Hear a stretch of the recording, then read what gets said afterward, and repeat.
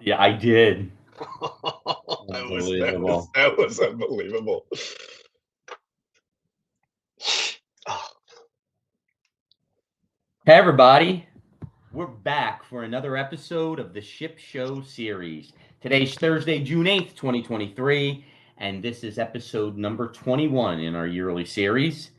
So, aside from all the Canadian wildfires that are affecting the Northeast corridor of the United States, we're doing really great here today, and we have a really tremendous show today with a topic that is always in the headlines, and that is the new cost of carbon shipping in 2024. And to take us away on that, I'm going to send this over to my esteemed partner, Jason Brand. So, Jason, how are you and what's happening? oh man, I am doing good, but you bring up such a good point. Sometimes on our deep dive weeks, when there's these major things going on, we're like, we almost need two shows. Like, what's happening here? Oh Absolutely. my God. But honestly, yeah, no, thank you so much everyone for joining, whether it's morning for you or afternoon. And we do have a great topic today. So we got to bring this to the foregrounds of everybody's minds, and that is this idea of the new cost of shipping in the future. And there is a specific reason we called this show the new cost of shipping in 2024. And that's because there has been some very intense and very specific regulations that were introduced by the IMO, and their enforcement is going to begin in 2024. So I can't even believe I'm saying this, but given the fact that half of the year is behind us, it's critical everyone understands this for their operations going forward. Now, before I want to dive in, Anthony and I just briefly talked about this, but I do want to talk about the show for a second. So, this is the Ship Show. Anthony and I co host this weeklies on Thursday at 1 p.m. Eastern, and we cover a variety of topics related to international shipping and trade.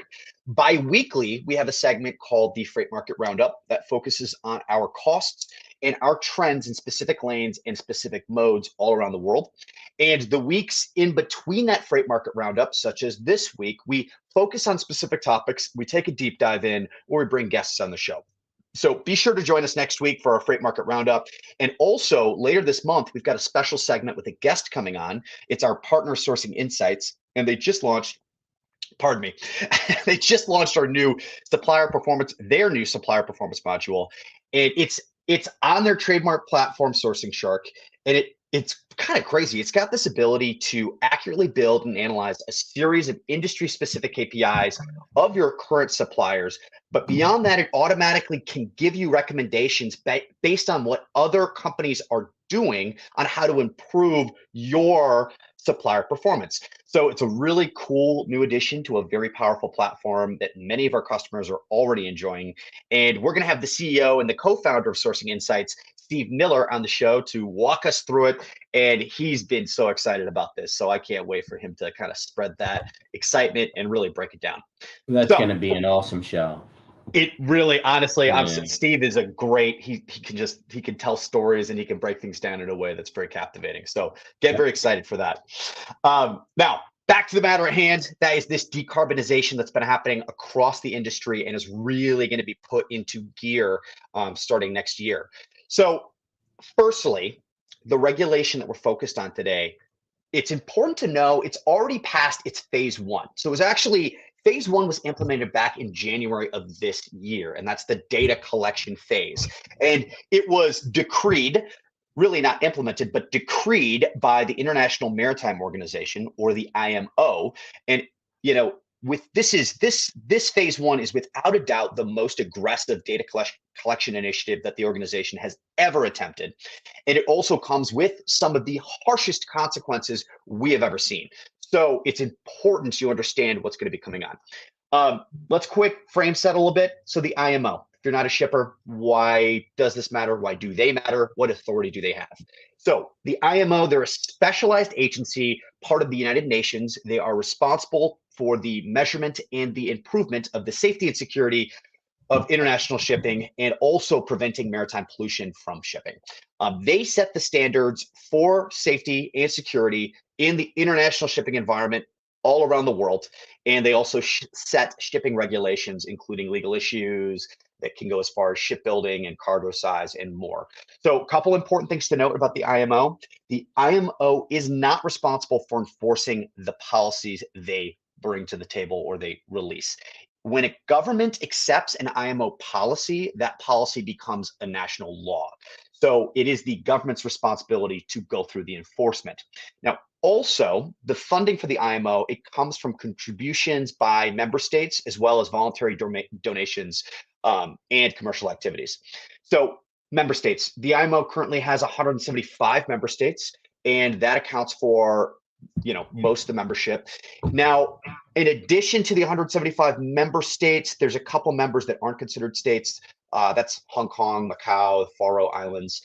But on top of the 175 member states, there are 66 NGOs, so your non-government agencies. And this includes the Council of Europe, the Organization of the American States, and OPEC. So the International Maritime Organization and, what they're doing to kind of switch all this around. Okay, that's a mouthful. Hang on. Let's dive right back in here. So because obviously when you're talking about the IMO, there's just a lot there. So these two significant regulations that we're talking about that came up from the IMO, which I just kind of described, they have quite a lot of clout. So these regulations they push out, they have a lot of member states that will be enforcing them. These two new ones are the Energy Efficiency Existing Ship Index. Whew, I'm gonna have a tied tongue by the end of this one. EEXI. And also the second is the Carbon Intensity Indicator, or the CII. So starting from the top, the EEXI, it measures a ship's energy efficiencies against baselines that were set by the IMO. So it's a pretty, out of the two, this is kind of the straightforward one. You want to think of this as a snapshot of a ship's current energy performance. You take a test, you either get a passing grade or a failing grade, and really that's it. So if you think about it from an impact standpoint, you can view this as a new challenge on the balance sheet. So view it as a balance sheet issue for the shipping industry. Now, on the other hand, you have the CII. This is, again, the carbon intensity indicator. This is definitely the more complex one, and it's definitely one that's giving the industry a lot of heartburn right now in general. So the CII is a rating system that measures how efficiently a ship transports goods or passengers in terms of grams of CO2 emitted per cargo carrying capacity per nautical mile. So this is what I talked about with the enforcement happening in 2024, but the data collection happening at the beginning of this year. So this is going to be annually collected data. They've already started the data collection process, and it's going to give every ship a performance rating.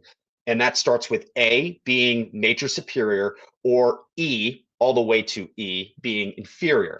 The criteria will be evolving over time, so it's going to become stricter and stricter, and it's going to require these vessels to continually improve to keep their performance at a level where it's not falling into the inferior category and ultimately being forced out of service. So I'm sure you can imagine, with a consequence as severe as forcing $1 million asset to be benched, there's come a lot of backlash. And this has come from a lot of different areas. And actually, there's been some pretty good criticisms and important criticisms to be talked about. But and this is kind of where, when we're talking about these regulations, it gets pretty complicated, and you almost need a full-blown certification to really break down the specifics and how it's going to affect you. But it is important you start to consider the categories that are affected, how they will be affected, and so on and so forth. But let's to get a better idea of this DII, let's start with this. So back how I mentioned AE, the ratings are, regular grades, A, B, C, D, E. A being at best, and the latter being worse. So if a ship is rated D for 3 consecutive years, or if a ship gets an E rating for 1 year, they will have to submit a corrective action plan as to how they're going to improve their ship's rating. So really, D and E are both considered inferior in a way. If they do not achieve that within a year, that corrective plan is not submitted or not implemented and results in a success, the ship will be taken out of service. And that is the concern for a lot of individuals. So back to the statement of EEXI being that balance sheet issue, a lot of people complaining about this regulation refer to the CII as being an income statement issue. And they say this because the CII is ultimately a reflection of how a ship is being used. And that is really controlled by the operator rather than the owner of the vessel. So let's expand on that a little bit. The CII regulation, it can strain this relationship between the charterer and the owner. And this is because the charterers are dictating the trading patterns, and those trading patterns ultimately will determine a large portion of that CII. But the owners bear the responsibility because the CII is carried with the vessel. Now, why is the trading patterns and such affecting the CII? Because the cargo they're carrying is not up to the owner. It's up to the charterer, and also the vessels they're taking, the speed at which they're taking those vessels, and a numerous other. Essentially, they're in control of the engine. So view it that way, as the charterer having the power to ruin that rating. And also think a huge dilemma has been, not all charters are long-term charters. In some situations, charters are less than a year. And because this data is collected annually, if a charterer is using a vessel for 6 months, they could, in theory, tank a CII rating with no consequence to them, but the owner now responsible for dealing with this tanked CII rating, which is very challenging. Um, and what I was saying, the CII isn't focused at all on the cargo type. It is specifically focused on that vessel speed. It can be dependent on also things like port congestion, bad weather, also just the length of the voyage, shorter versus longer. So, you know, it's created a headache for some companies, but also an opportunities for others. So BIMCO recently did an interview, and they're kind of trying to get ahead of this owner versus operator dilemma that's, going to be happening right now, because obviously data is getting collected now. So what's going on currently will be affecting these relationships next year. So as a result, they've started to introduce new clauses in their contracts for chartering. And the goal is trying to bring this idea of collaboration on how the vessel's being used into the foresight. So they want to have the charterers sharing data with the owners about, how are they going to be using the vessel? What is the voyage plan? And also have both of them start to agree upon a mutual understanding of the risks associated with misuse of a vessel in new ways, such as, high carbon burning amounts. So, it is a new area to think about, and it is kind of an area that's it's a little challenging to understand, because we haven't really seen how the broad spectrum of ships are rated at this point. Obviously, they've set out guidelines, but still, cargo varies dramatically. And there's another area, and this is the multi-purpose or heavy lift ships. Think of them MPV or HL. And in this arena, they have a whole different set of problems. So quick frame set again, these MPVs, HLs, they are designed to carry a variety of awkwardly shaped or oversized cargo. And determining an accurate CII is extremely challenging, because obviously cargo type is massively varying with these ships. And in some situations, they burn substantial amounts of carbon. So, you know, ultimately, what's probably going to happen in this segment is there are likely going to have to be excluded for the time being. But as we have these aggressive decarbonization goals that the IMO has released, they have 2030 goals, and now they have this new goal for 2050. They will have to be included at some point, and they are facing this daunting dilemma of how do they operate in the future given these carbon requirements. So, a lot of people that are concerned around this say that maybe what's going to happen is there will be kind of a carbon shift, and it won't be really a solution to the carbon issues. So think of it as a lot of the voyage, or a lot of the cargo being shifted to domestic means of transportation before getting to a port at the least possible point, or the last possible point. And that's obviously causes on land congestion.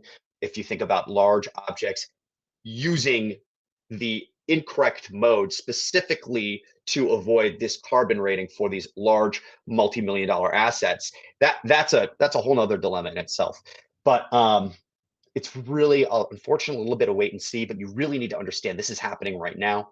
And actually, we see these dilemmas in the industry that's using and owning these vessels, but also the industry using and owning these vessels is okay with it. And if you think about it from a standpoint of cost, right now they are right in line with charging less than or what it is costing them to ship. Any new environmental implementation is going to increase the baseline costs and will start to get shippers more conditioned to this idea of higher cost shipping in general. And that's starting to be kind of trickling out right now. A lot of really interesting topics around this. Okay, Anthony, I've been sucking up some airwaves, and I'm No, that's quite all right. And I know you're so dialed into this subject. And I think one of the things I just like to bring up to everybody to think about considering is really, with this big push going on right now, what is the impact of shipping emissions on climate change? Okay. And whether you believe in climate change or you don't believe on it, I think the point is shipping emissions are, in fact, a really serious problem. And by now that shipping emissions are mainly greenhouse gases, and these are harmful gases, and they also include CO2, carbon dioxide, and are directly responsible for triggering climate change. And in fact, I think everyone would be surprised to know that the shipping industry produces 940 million tons of CO2 annually, which is a mind-boggling number, which is literally 2.5% of the global greenhouse gases. So let's just try to understand how big a number this is. So if you're shipping from China to Europe and you're producing 1,913 kilos of CO2 per container. So if a ship is holding 20,000 plus 20-foot equipment units, 20-foot containers per vessel, and they are moved on almost 90,000 cargo ships annually, the amount of CO2 produced would be overwhelming to the environment. So, I think Jason and I can't stress enough how severe climate impact will be if something isn't done. And I think if left unchecked, such carbon emissions can probably increase, from 50 to 250% by 2050, and this is according to the IMO. So I just thought that was a really interesting perspective there, that goes along with what you're talking about, Jay. I think that was, yeah, I think that's spot on too. And this isn't the first time that we've gone through these initiatives. I mean, this happens for a while now. The IMO has been kind of walking its way in this direction of having a bigger release of these regulations. But now in my mind, this is kind of the platform that will enable them to push towards these 2030 and 2050 goals. So you have to think about, this is the first time these ratings are going to be across the board and widespread. They really don't want to hear any complaints about the MPV or section, anything like that, because the goal is really to create a system where everything has a rating, and then they can change the requirements based on those ratings. So view this as the obviously phase 1 year, and then next year as that phase 2 implementation. And then that's kind of the path we need to take to start to eliminate the amount of carbon being used. Couple things though, Anthony and I know this really well.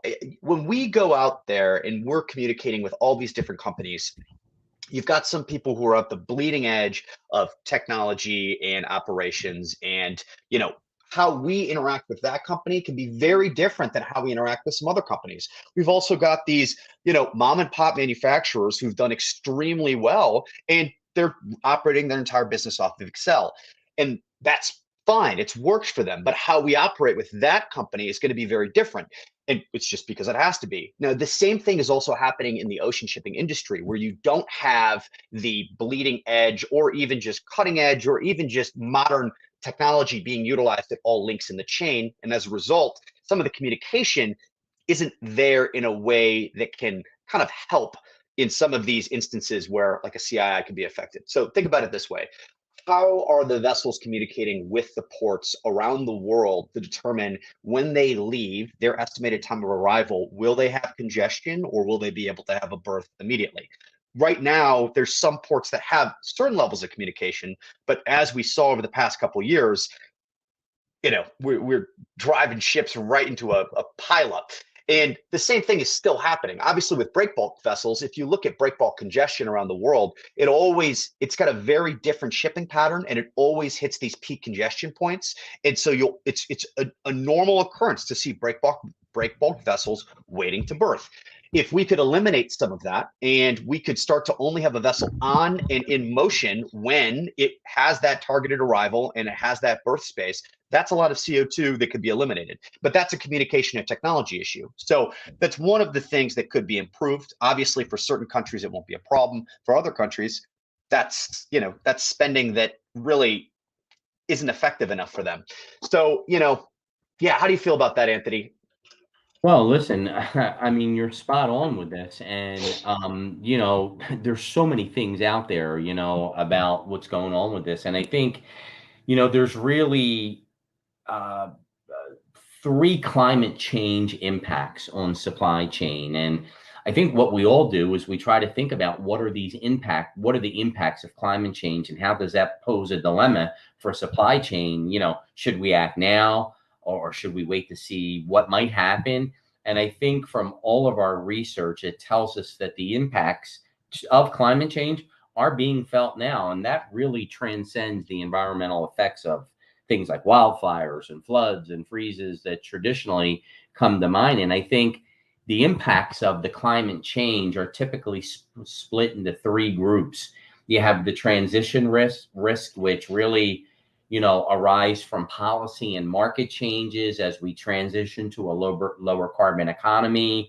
For example, if the cost of carbon and regulations on emission increases, fossil fuels assets could become stranded. Then there's the physical risk.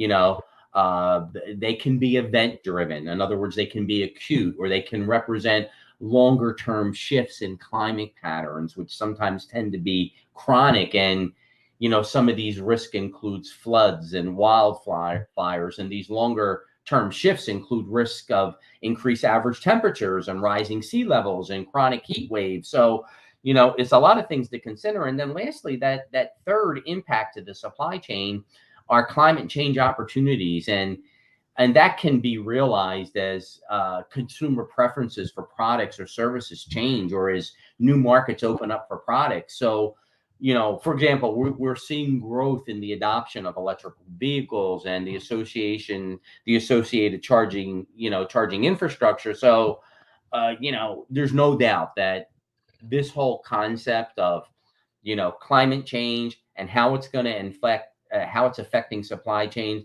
it can really be overwhelming if you think about when you stop and consider all the risk and opportunities.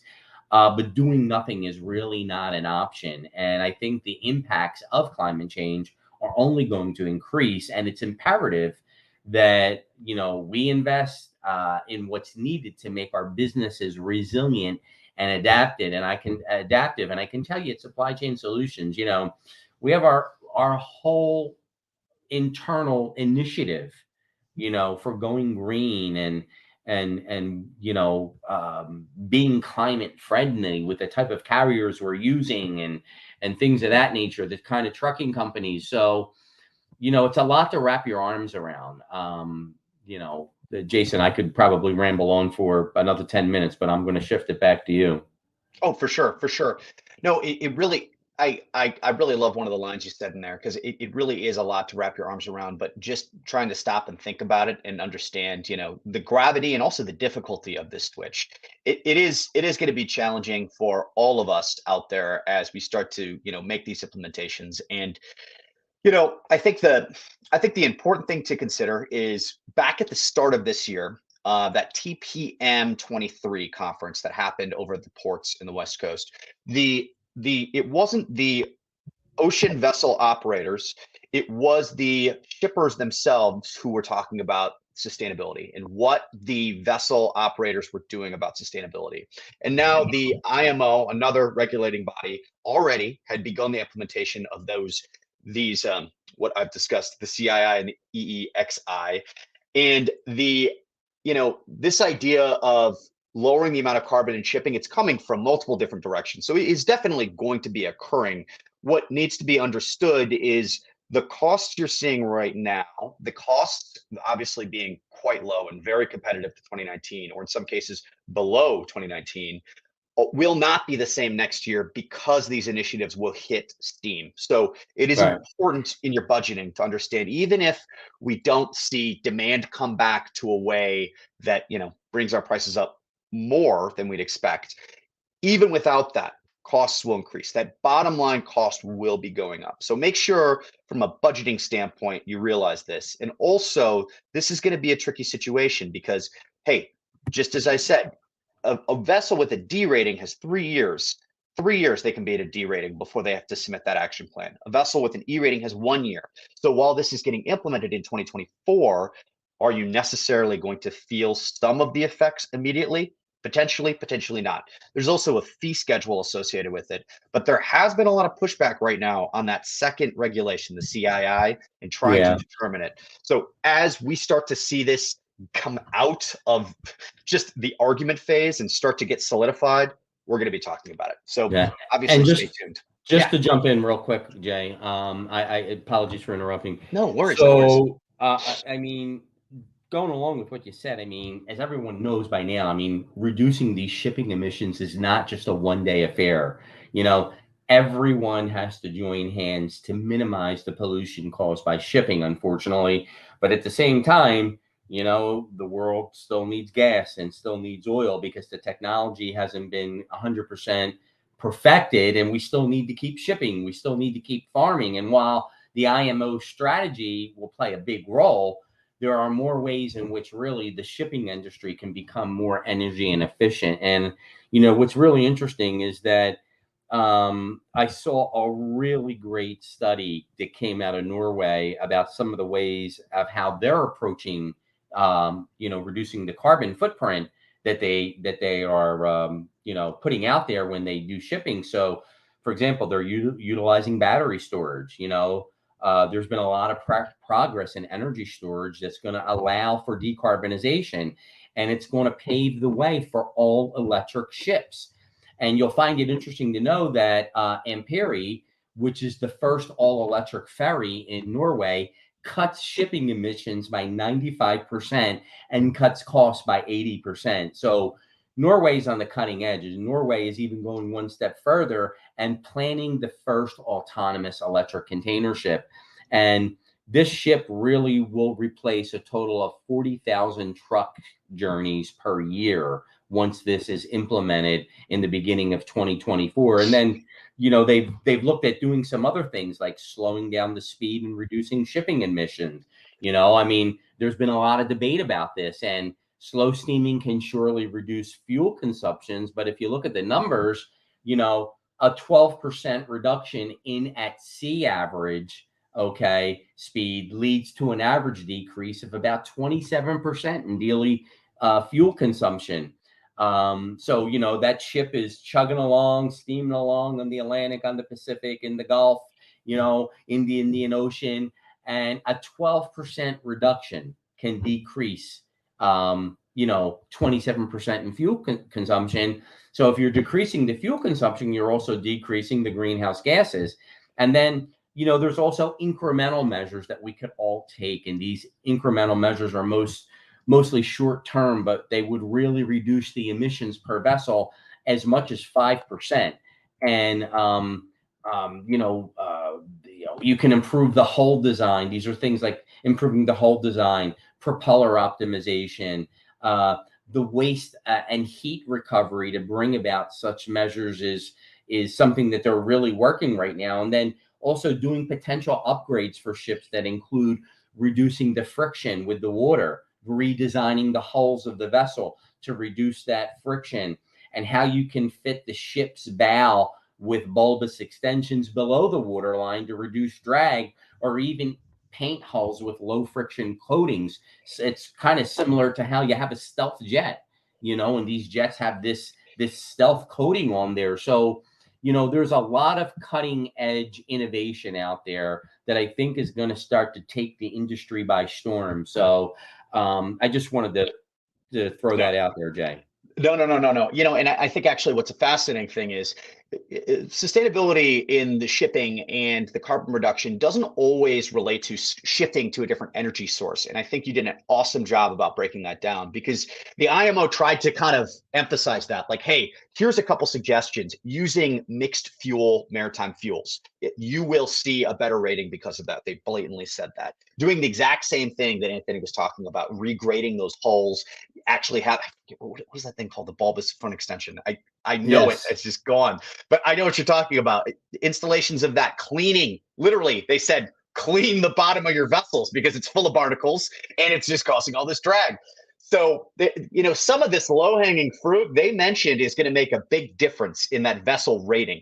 And I think if you just think about the worst offenders being eliminated, it could make a huge difference. Or worst offenders improving, it could make a huge difference.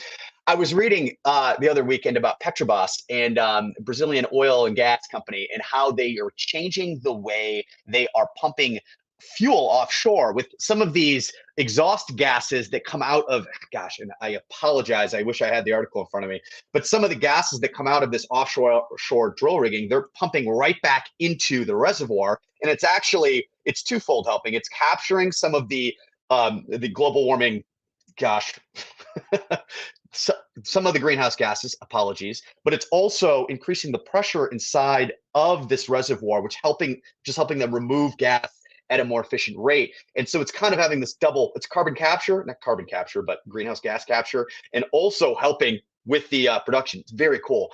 Anyway, sorry, I had to talk about that. I wish I had the article in front of me. Anthony, anything else you want to end up with?